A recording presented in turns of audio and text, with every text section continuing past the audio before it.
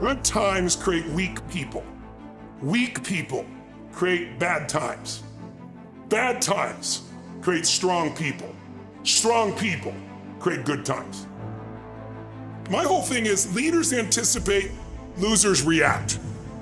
If you can anticipate what's coming, you can really take advantage. If you wait till it hits you, you're in trouble.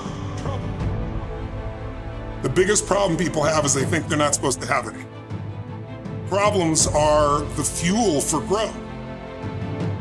It's like if you don't have any problems, you're either a liar or you might call them challenges. It feels better. I understand that. Anybody who doesn't have problems is either totally asleep at the wheel or they don't have much of any kind of a life. But then there's fulfillment. And fulfillment is living what you're made for.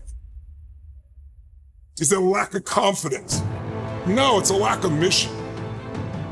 I like winning. I like being the best at what I do. So I'm not going to settle for less than that. Why would I? Michael Jordan making 1,000 shots before you take a break. So you look at Jordan or you look at, LeBron or you look at anybody who's the best in the world at what they do and you go, aren't they lucky? But if you actually study them, you'll see they're doing things, they're practicing in private things that make them certain in public and they get rewarded for what they do in public. Yeah. And you got to do the same. When you just know you're going to mess up, it's not going to be perfect. You're going to forget that line that you really wanted to say, but just put all the energy on the audience. Everything starts to change. If you stay ready, you don't have to get ready. It's a shift in your identity. Every single day, 6 days a week. What matters? A few subjects, your body, because your energy matters. That energy is low. Everything I just said is worthless to you. Because when you're low energy, you don't use your full intelligence or ability. You need emotion. If you don't know how to master your emotions start wars. Emotion creates peace. Emotion gets you children. Emotion is what can make that business work or fail. And most people don't know how to direct their own emotions. Let me be conscious about feeding my brain things that are going to give me not only inspiration, but insight and skill and tools.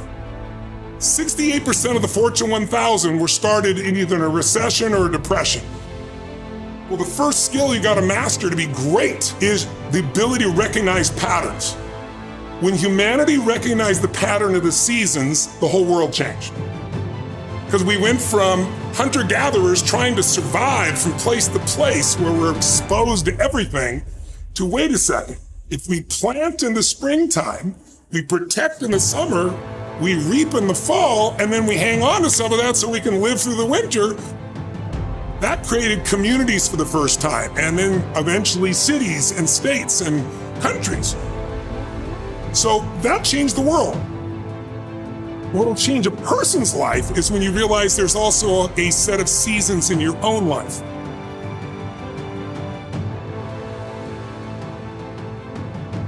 And so think of it this way, 0 to 21 is springtime. Things are easy to grow in springtime. You don't have to do that much. Growing as a kid happens naturally. But overall, life is supporting you. It's sending you, teaching you, sharing with you. Now, when you get from 21 to 41 or 22 to 42, whatever range you want to talk about, you now are in the real world. And now you go test what you learned in your springtime. So you start to learn, test, figure out what's real. And it's an important stage of life. 42, 43 to 62, 63 is the power of your life. If you worked hard in the spring and the summer and you put yourself out there and you planted, it's a reaping time. It's a time when you really become a leader. And then if you're lucky, you go from 63 to 83 and maybe 83 to 103, and you have an extended final season of your life where you get to be the mentor, you get to share. You get to make a difference. And maybe towards the end of your life, people look out for you again after you looked out for everybody else. That's kind of the cycle of life.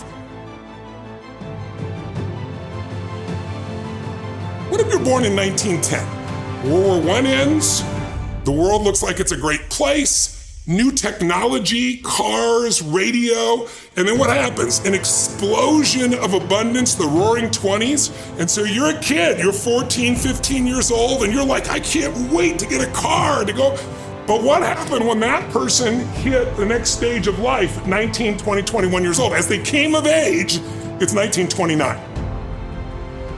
And suddenly, people are jumping out of buildings, total depression, Dust Bowl, nobody's got jobs. It looks horrific, and it was horrific.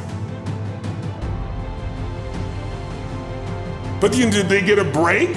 No, when they turned 29, it's 1939.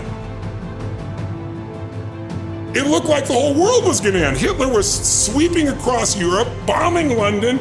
It literally looked like the world as we know it was over. This is what gives me great optimism for everyone watching here. Winter's not forever. No pandemic lives forever.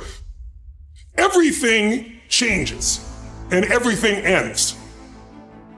And the good news about winter is it's always followed by springtime. What follows the night? The daytime. What a cool way to set it up if you were God or the universe. The first thing I do every single morning is I go in freezing cold water. And when you jump in, it never feels good to go in, but getting out, you feel incredible. But I do it for a different reason. I do it to train my brain to say, when I say now, it means now. When I say go, we go. I don't stand there because it's cold and go maybe in a minute when I'm ready. But I always do it because I've trained my brain. This is how we work. And if you train your brain to do that every single day, then it'll do it on the more difficult and important things in life. But the essence of it is, I change my body radically, and I do 3 things to make sure that my brain is primed. And what I mean by primed is, most people think their thoughts are their thoughts, Lewis, and you and I know better.